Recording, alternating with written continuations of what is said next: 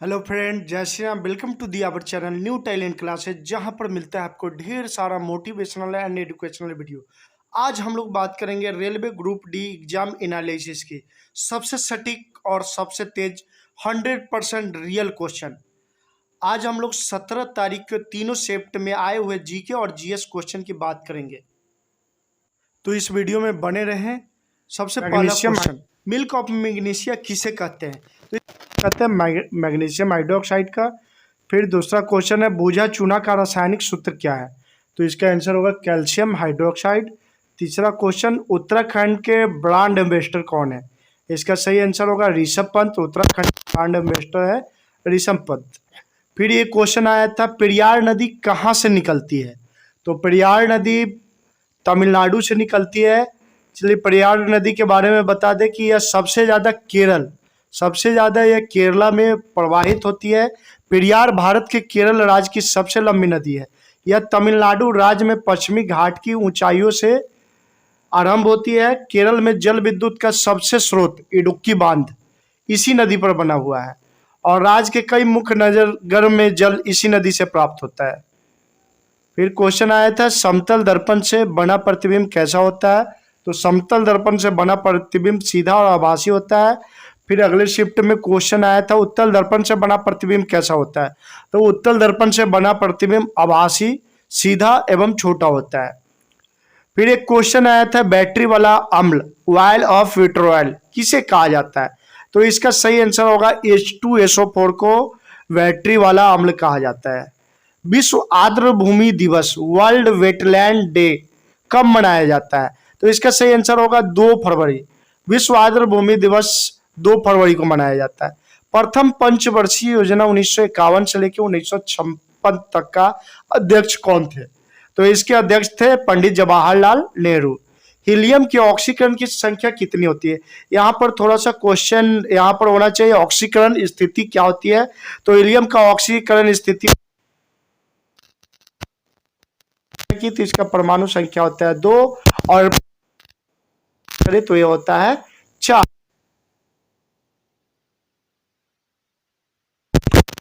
प्रथम लोकपाल कौन?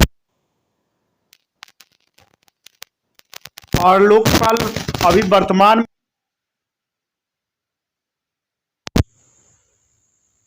प्रदीप कुमार मोहंती को लोकपाल के अध्यक्ष के पद का अतिरिक्त प्रभार दिया गया है।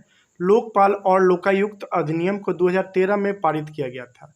सर्वप्रथम राष्ट्रपति रामनाथ कोविंद ने 23 मार्च 2019 को न्यायमूर्ति पिनाकी चंद्र घोष को लोकपाल अध्यक्ष के रूप में शपथ दिलाई थी। एक लोकपाल प्रमुख और सदस्यों को 5 साल की अवधि के लिए या 70 वर्ष की आयु पूरी होने तक नियुक्त किया जाता है। अगला क्वेश्चन था, उष्णकटिबंधीय सदाबहार वन कहाँ पाए जाते हैं? तो इसका सही आंसर होगा असम। भारत का नेपोलियन किसे कहा जाता है? समुद्रगुप्त को। विटामिन डी का रासायनिक नाम क्या है? तो विटामिन डी का रासायनिक नाम है कैल्सीफेरॉल। विटामिन से क्वेश्चन हर एक शिफ्ट में पूछा जा रहा है। विटामिन ए का नाम क्या है? रासायनिक नाम है रेटिनॉल। विटामिन सी का एस्कॉर्बिक। विटामिन B1 का थायमिन। विटामिन B2 का राइबोफ्लोविन। विटामिन B3 का नियासिन। विटामिन B5 का पेंटोथेनिक अम्ल। विटामिन B7 का बायोटिन। विटामिन सी का एस्कॉर्बिक अम्ल। विटामिन डी का कैल्सीफेरॉल। विटामिन ई का टोकोफेरॉल।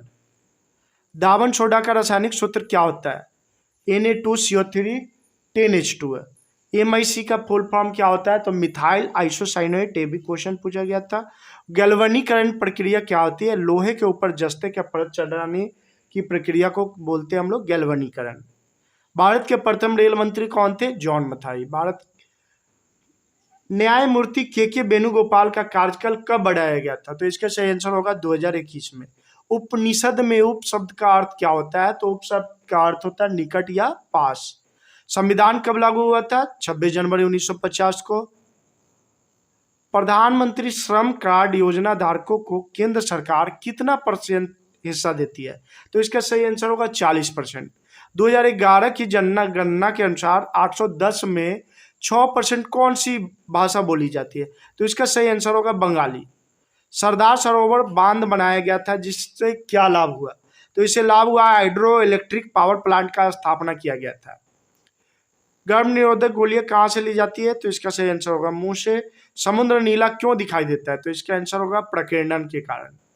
रासायनिक समीकरण का बैलेंस क्यों किया जाता है? तो इसका सही आंसर होगा लॉ ऑफ मास कंजर्वेशन को पूरा करने के लिए। दुर्लभ रोग दिवस कब मनाया जाता है? 28 फरवरी को। 28 फरवरी को विज्ञान दिवस भी मनाया जाता है। मासिन राम किस पहाड़ी पे है? तो मासिन राम खासी की पहाड़ी पर है। नर्मदा का उद्गम स्थल कहाँ है? तो नर्मदा का उद्गम स्थल है अमरकंटक की पहाड़ी। हाजी अली का दरगाह कहाँ है? तो इसका आंसर होगा मुंबई, महाराष्ट्र। नवरोज का त्यौहार किसके द्वारा मनाया जाता है? तो नवरोज का त्यौहार पारसियों के द्वारा मनाया जाता है। अनुच्छेद 279 किस चीज से संबंधित है? तो ये जीएसटी से संबंधित है। Poverty and British rule India के लेखक कौन थे? तो इनके लेखक थे दादा भाई नौरोजी। 2022 की जानकारी के अनुसार सबसे ज्यादा बेरोजगारी किस राज्य में? तो इसका सही आंसर होगा हरियाणा। 2021 में द्रोणाचार्य पुरस्कार इनमें से किसे मिला था?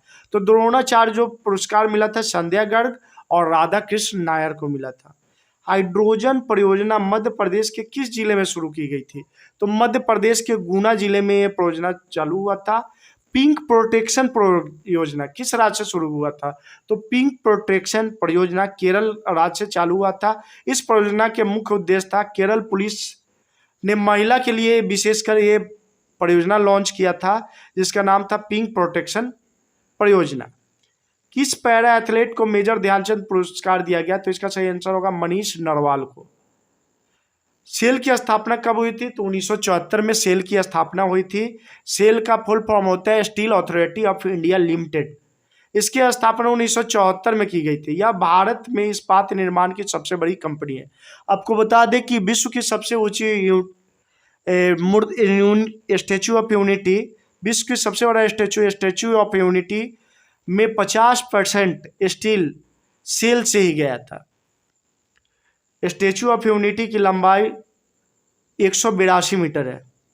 पंचायती राज व्यवस्था किस संशोधन से हुआ है? तो ये 73वें संशोधन से पंचायती राज व्यवस्था से हर एक शिफ्ट में क्वेश्चन आ रहा है। आधुनिक भारत में प्रथम बार तत्कालीन प्रधानमंत्री जवाहरलाल नेहरू द्वारा राजस्थान के नागौर जिले में बगघरी गांव में 2 अक्टूबर 1959 को पंचायती राज व्यवस्था लागू की गई थी। गार्ड सेल पौधे में कौन सा कार्य करता है? तो ये पौधे में स्थानांतरण का कार्य करता है। अमेरिका में इंडियन सोसाइटी के प्रेसिडेंट बनाए गए हैं कौन? तो इसका आंसर होगा जयंत एम मैथ्यू। 2021 में पैरा एथलेटिक शूटिंग में भारत ने कितना गोल्ड जीता? तो 2 गोल्ड जीता था।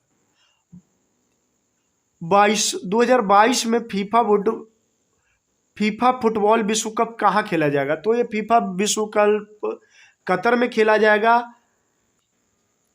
और फीफा वर्ल्ड कप का शुभांकर जो बनाया गया है वो लाइव को बनाया गया है। लाइव एक अरबी शब्द है जिसका अर्थ होता है विशेष क्षमता वाला खिलाड़ी।